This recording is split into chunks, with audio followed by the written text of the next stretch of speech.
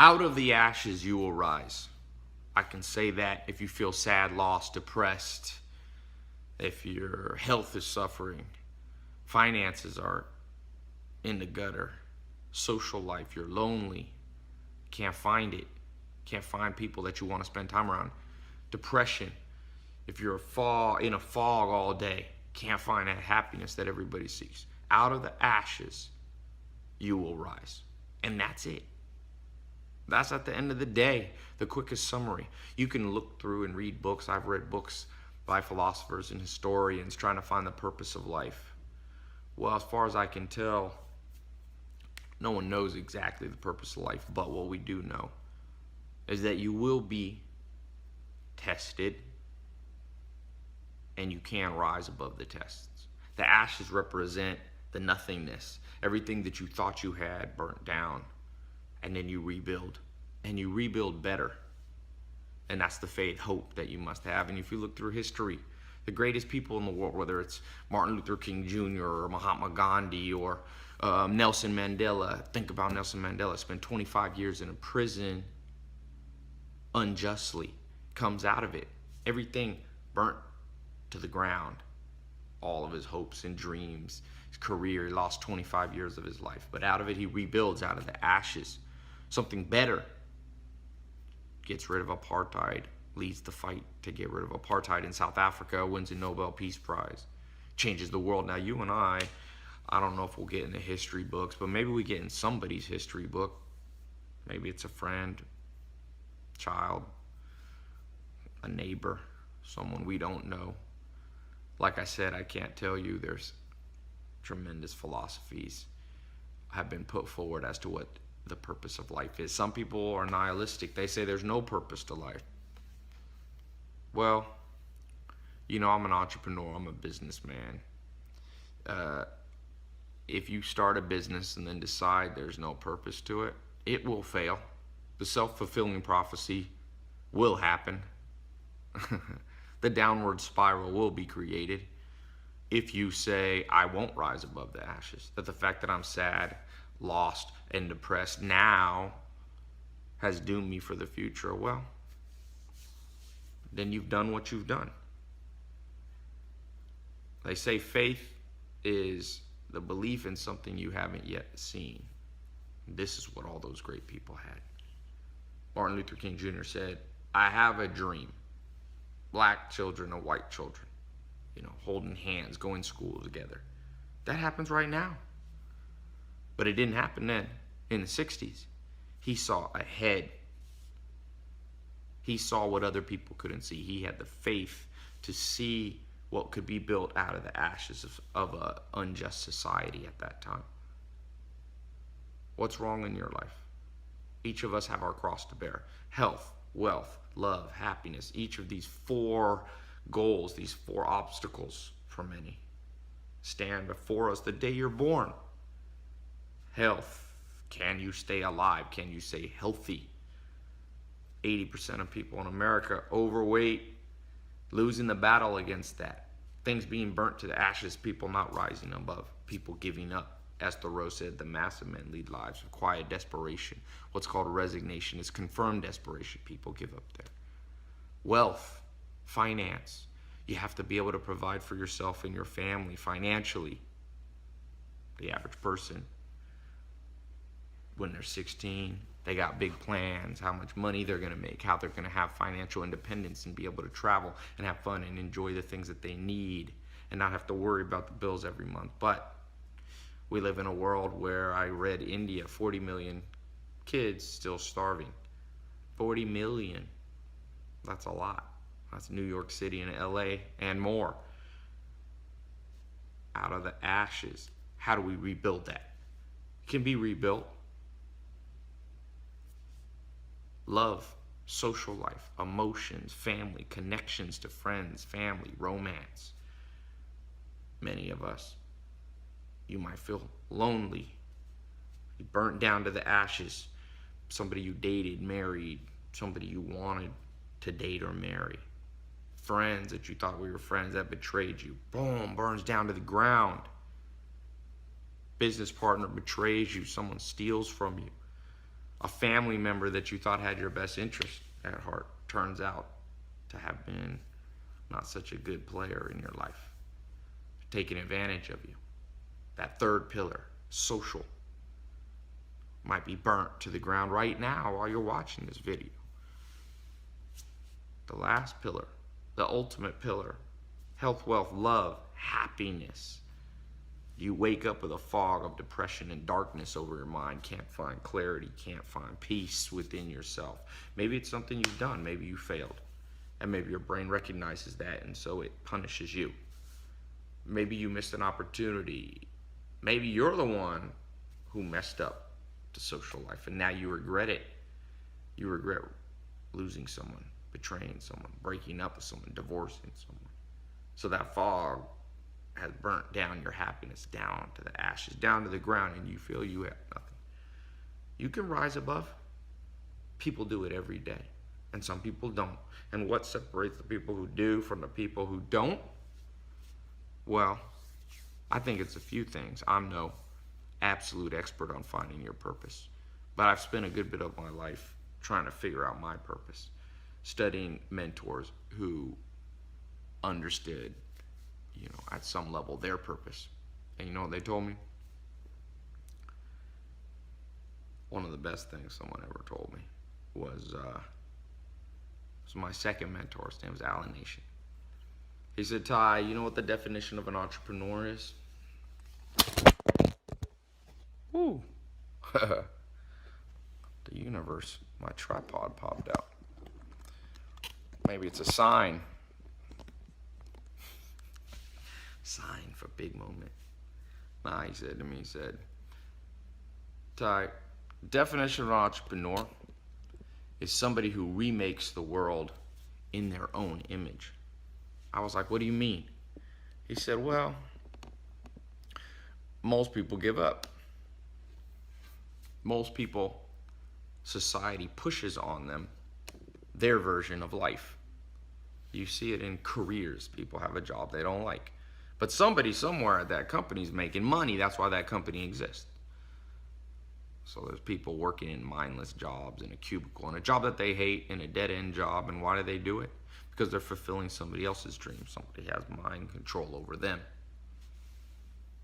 I'm not saying it's wrong to work for other people. Not everybody has to be an entrepreneur. But you have to feel like you have a purpose in your job. Or what's the point? Mind control. Bah, you see that. Now, what he was saying to me, well, the message he was trying to convey to me is that some people remake the world in their own image. What did he mean? I said. Alan Nation said, well, it's the image you have in your head of how things should be. And then it clicked. What he was saying is, you must be a creator. Now, if you're religious, I'm not talking about taking the place of God. But you have to create the life that you want out of the ashes. And the one beauty of the ashes, there's one beautiful thing about the ashes. When everything's burnt to the ground, when you're sad, lost, and depressed, and everything's at rock bottom, you get to rebuild from scratch. Meaning, you get to rebuild the exact and precise way you want the damn thing rebuilt. Let's say there's a house. You don't really like the house. You live in the house. It's kind of good, kind of not good.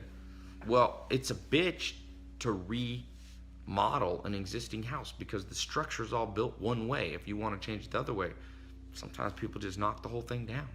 And if you're sad, lost, and depressed, it's been knocked down for you. So you could see it as a favor to you. The world's done you a favor. I know that sounds like a stretch, but it's not a stretch. You hate your job. You're sad, lost, and depressed in the second pillar of the good life, health, wealth, your finance. Well, now's your chance. Go knock it out of the park. Go work at a place that you want to work at. Go start a business that you want. If you're already making $0 or you're making $0 in a way that you like, you can't go below zero. Guess you can go in debt. But I'm counting debt as zero. Can't get much worse. Take a month, try something. Start a little side business. Rebuild out of the ashes. You've been dumped. You broke up with somebody. You're sad. I bet that relationship wasn't perfect. So now you've been granted an opportunity. The opportunity is to look back at the past relationships, the past people you dated or married, and go, what did I like? What did I not like? Now I will recreate a new relationship in the image of what I liked, and I'll leave the rest. Keep the best, leave the rest. If you had a business partner stole money from you, well, that business partnership is over. So now for the rest of your days, the rest of the days you have on planet Earth, you have an edge on everybody else. You already know what doesn't work. So you now go, I will write down, and I highly recommend you do it a little methodically, a little scientifically. Doesn't have to be complicated. Take a pen and paper, draw a list, put a line, pros and cons of that. The pros was blankety blank. The cons was they stole money from me. They had this personality trait that I could see it coming. They were a little greedy. They were a little selfish. Boom, boom. You start to write that out. And then as you rebuild relationships, whether it be business or dating in the future, you rebuild in that image that you want. If you're super overweight, well, the most in shape people I've ever met. I had a bouncer. I used to own nightclubs in North Carolina. Most in shape guy. The older he got, the better shape he got. His name was Franco. I once said, Franco, how do you stay in such good shape? Because we had like a club and there was food there, a restaurant. He would never eat anything unhealthy. He wouldn't eat after 9 o'clock. So where do you get this discipline? He said, when I was young, Ty, people laughed at me because I was fat. See, it was at the bottom. Everybody laughing at his bottom. I'm gonna have to get a new tripod. And so he said, after that one event happened to me, Ty, I swore to myself that never, ever, ever again would someone laugh at my body. So he said, I decided to rebuild in my own image, the image that I had for my body. He wanted to become a big, strong guy, and he was. And I'll tell you what, had he not been in that place of the ashes, had he been born with a great body, he would have probably stayed pretty average. He wouldn't have that motivation, that impetus to rebuild something in his own image. I see that time and time again with people who have things come easy to them. They're lazy.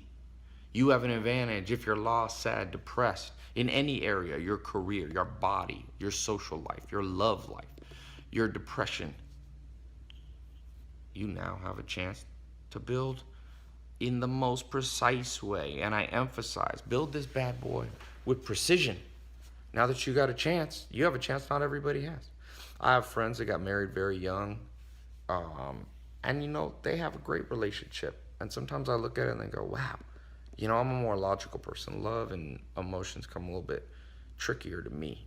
I'm more of my grandma always said I was a man's man, a little too macho for my own good. Well, that has its disadvantages in some ways. That's burnt to the ground some of what I thought. I thought I'd be married at 20, 21 or whatever like that. But I see my friends that are, and I see some pros and I see some cons. The advantage I have is I have that knowledge and experience of what I really like in a woman. And so now I can look with precision without compromising, with a real understanding of who's good for me. And by doing that, I recreate a lot of pros. Of course, there's a few cons that my friends don't have, but it balances out. And that's why I said, get excited. One of the sayings that changed my life, people always ask me what changed my life. And one of the turning points, and one of the crossroads, and maybe this video is going to be a crossroads event for you, but one of the crossroads events in my life was sleeping on this couch. Not here, this is Beverly Hills. I was in a mobile home, Clayton, North Carolina, and I remember just everything was in the ashes. No college degree. I had $47 in my bank account. I didn't have a car. I'd lost touch with all my friends. I literally, in the sense of the word, had nothing. And I read a book, and it says, when you succeed, you party. But when you fail, you ponder. And all greatness comes out of pondering. How true those words were, man. How true that was. Out of those ashes of my life, I rebuilt. And I was able to move out of a mobile home, not be in a crappy place anymore. I was able to, you know, go from a junky car to some cool cars. Maybe you've seen some of them. I was able to go from loneliness to an awesome social life. All those things. All those things. But in the moment, it just felt like ashes. And that's what you might feel like right now. You just might feel like all you have is actual ashes. That's where the faith comes in. You have to see your future before anyone else. Because trust me, you are the only one who really gonna see it.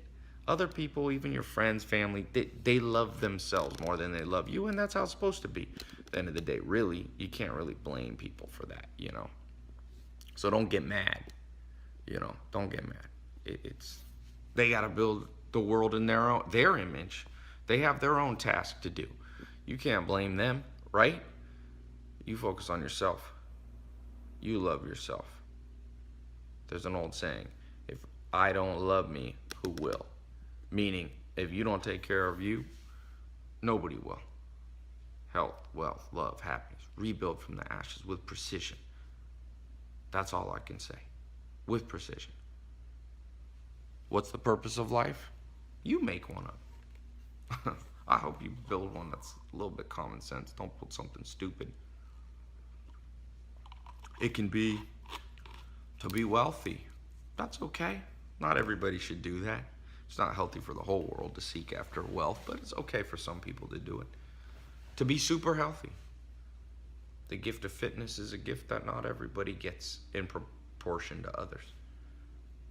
To be a lover, to find true love and bring love into the world, whether it's through marriage or, you know, charity.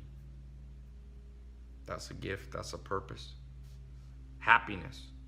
To be so happy that every person that comes in contact with you is left with this feeling that they never felt before. That could be a purpose. Or maybe you combine, maybe you're lucky you can pull off all four. Boom, God help you. You can get all four, man. Be my mentor. Be my mentor. I've seen people get all four. My first mentor, Joel Salatin, he got all four. Health, wealth, love, happiness. You know, he's like 60s, healthy. He's a multimillionaire. Love, friends, family. He's married to his high school sweetheart. He's got his children. He always told me, he said, my vision for my life is to have my children and my grandchildren all on my farm. He's a farmer. On my farm, and, you know, my grandchildren playing around my feet every day, asking me questions, and he pulled it off. He told me that before he had grandchildren. He told me that when his son was only 12, 13 years old. Now his son gave him 3 grandchildren. Happy. He's a happy guy. He laughs louder and harder than almost anybody I know. He's a special dude. Not all of us quite pull that off. Just like not all of us could be Nelson Mandela or, you know, Mahatma Gandhi or whatever.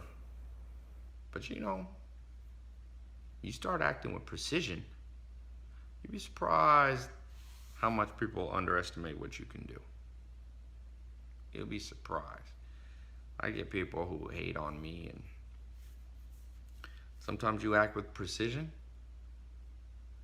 Those people end up, there's a saying I have, hustle till your haters ask if you're hiring.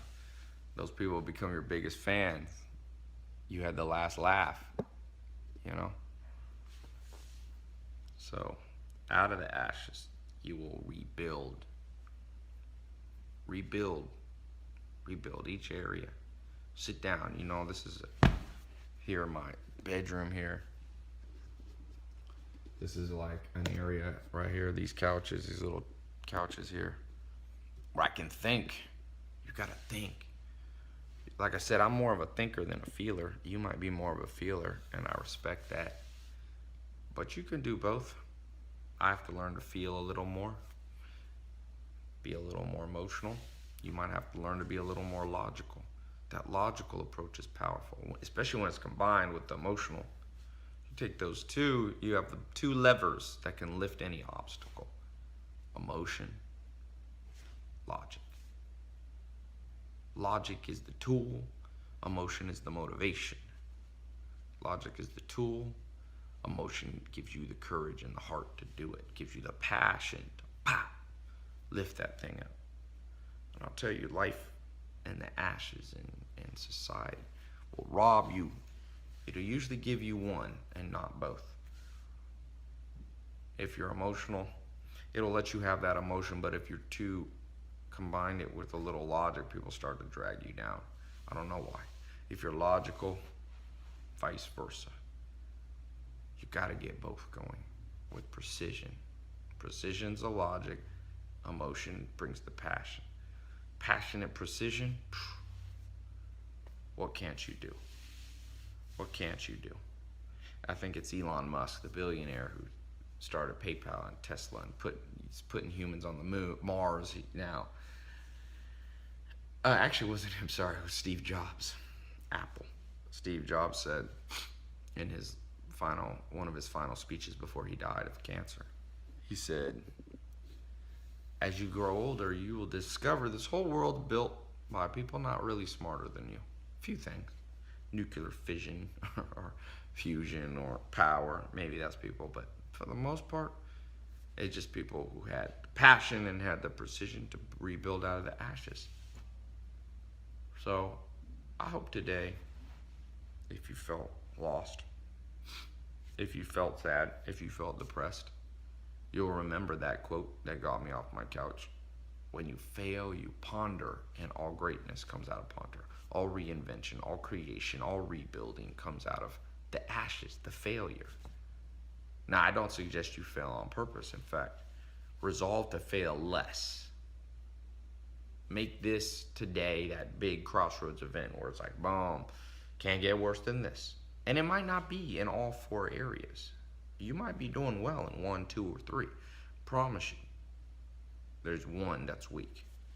Almost everybody I meet, unless you're like my first mentor, which I don't meet people like that for a decade. I would guess you're like me, and we have our one weakness area. Maybe it's your health. Your body just can't keep in shape. Make that your mission to fix. Make that your mission to fix. You must use your force of will to fix your weakest part. Now, you don't necessarily want to build your career on your weakest part. You want to build your career, like Peter Drucker says, on your strengths.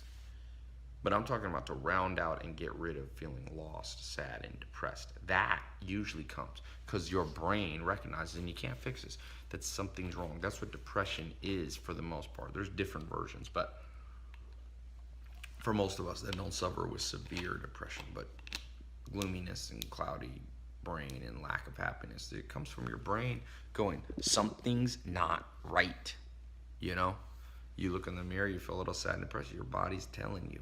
We have what's called a DNA imperative. Our DNA from tens of thousands of years ago, hundreds of thousands of years ago, the memories and the whispers of your parents and your grandparents and your great-great-great-great-grandparents passed on to you through the DNA, child to child to child to child, parent to child to parent to child, on and on and on. This cycle goes, and it whispers into our ear, and it says, you gotta fix this. You can't be so alone. You can't be so broke. You can't be so out of shape. You can't be so sad and depressed. Fix it, fix it, fix it. That's what you have to hear. That's the voice you hear. When you hear that voice, fix it, fix it, fix it. And then you do, and you do it with precision and passion. Precision is the tool. You read books, you get mentors, you go to conferences, you invest, you go to seminars, you begin to ask the wisest people, you watch YouTube videos of smart people. You surround yourself with people 10, 20 years more knowledge than you have. That creates the precision, the skill. But at the same time, you never forget. And that's where the passion comes from. The wealthiest people I know, they can point to a time when they were broke. And they never forget that. And they go, I ain't never going back there. And that passion is the fuel, is the motivation that keeps them doing the precision logic stuff. It's the emotion that fuels the logic. Man, just trust me. Power comes. P, here's a formula for it. Power equals precision times passion. And another word for precision is logic. Another word for passion is emotion. Logic times emotion. That's your power. That's your power to rebuild. That's your power to get what you want. Everybody wants. If you see my TEDx talk, 5-6 million people watched it. Everybody wants, but not everybody gets. Some people stay in the ashes. They can never quite get it together, but you're different. You've heard now. You've heard this. And you now understand, I hope, that it's a good thing that the ashes are there. Because now you rebuild, like Alan Nation said, in the image that you have for yourself. Maybe that image is an image where you work for yourself. You travel the world. Maybe it's an image where you have a big family, 5, 10 kids. I lived with the Amish for 2.5 years. That was their vision. Maybe you have a vision where you become a professional athlete, fitness at the highest level. Maybe you find one where you run a charity and you focus on fixing people, situations that's horrible. You do social work, you do charitable work, you are a happiness ambassador to the world. Maybe you combine two. Maybe you have one I can't even think of right now. You know? Maybe you focus on kids, parenting. I do recommend you find one for yourself, even if it's kids, even if it's charity. Find some vision and purpose and precise power that's emanating deep from within you. Like I said, kids are good, helping others are good, but you need it's like a power station, you know? You need that power inside and it radiates out the heat. That's others can tap into that. You got to have it burning within you. And yeah, I know it's not easy. Trust me. Process of reinvention, something I've had to do a few times. It's never fun in the moment. But faith is seeing what others can't see yet. See your future before anyone else does. You know? Send me an email if this helps you. Ty Lopez. Subscribe here. And we'll keep talking about this. But wish you a good day. By the way, don't procrastinate on it. Pull out a notebook right now. Write out a few things. Write out a few things. What your world would look like if you could rebuild it exactly in your dream, you know, in your dream image. What would your life look like? What would your health, wealth, love, and happiness look like? Pin it to a board. You don't have to let anybody else see it if you don't want. You can share it if you want, but make sure you write it down for yourself. Talk to you later.